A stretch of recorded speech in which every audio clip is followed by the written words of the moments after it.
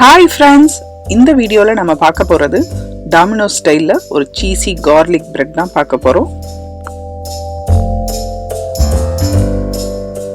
இந்த டாமினோ ஸ்டைலில் garlic butter செய்கிறதுக்கு தேவையான பொருட்கள்னு பார்த்தீங்கன்னா, பட்டர் வந்து 2 டீஸ்பூன் அளவு எடுத்துக்கலாம். அதே மாதிரி கொத்தமல்லியை பொடி பொடியாக நறுக்கி அதை 2 டீஸ்பூன் அளவு சேர்த்துக்கலாம். பூண்டையும் பொடி பொடியாக நறுக்கி 2 டீஸ்பூன் அளவு சேர்த்துக்கலாம்.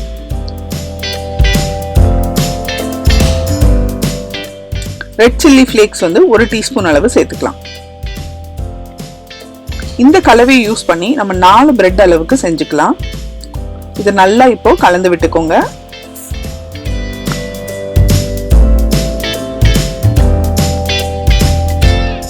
இப்போ பட்டர் கார்லிக் மிக்ஸ் வந்து ரெடி ஆயிடுச்சு. நம்ம அதை பிரெட்டில் மேலே ஸ்ப்ரெட் பண்ணி விட்டுக்கலாம்.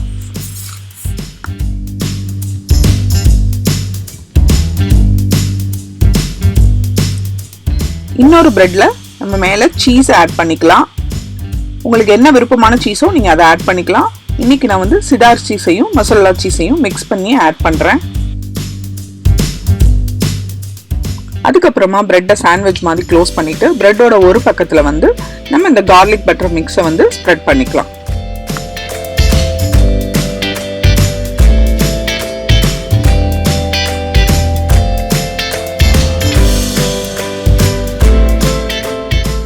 இப்போ தவாவை நல்லா சூடு பண்ணிட்டு இந்த பிரெட்டை தவால போட்டு டோஸ்ட் பண்ண போறோம்.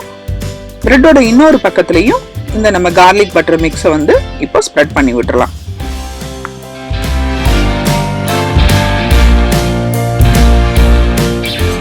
இன்னும் கொஞ்சம் ஸ்பைசியா ரிச்சா இருக்கணும்னு நினைச்சீங்கன்னா இந்த இடத்துல மேல வந்து சில்லி ஃபிளேக்ஸ் ஆட் பண்ணிக்கலாம். கார்லிக் பவுடர் இருந்தா அதுவும் ஆட் பண்ணிக்கலாம். அதே மாதிரி ஆரிகானோ மிக்ஸ்டு ஹெர்ப்ஸ் இருந்தா அதையும் மேல ஆட் பண்ணிக்கிட்டீங்கன்னா இன்னும் கொஞ்சம் ஃபிளேவரா ரிச்சா இருக்கும்.